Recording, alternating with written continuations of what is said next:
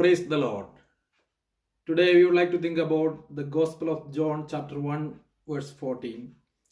The Word become flesh and made in his dwelling among us.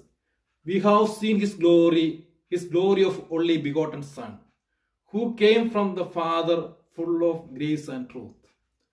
Jesus Christ, he is come from the throne of heaven. He was Word, and Word become flesh. That is Jesus Christ. And he is live among us, and at the age of 33.5 years. And he did lot of miracles. And finally, he died on the cross. And he shed the blood for our salvation. If you are ready to believe that, you will be saved. That is, the Bible says, if you are ready to believe Jesus Christ died on the cross and he shed the blood for our salvation, you will be saved. This is the time.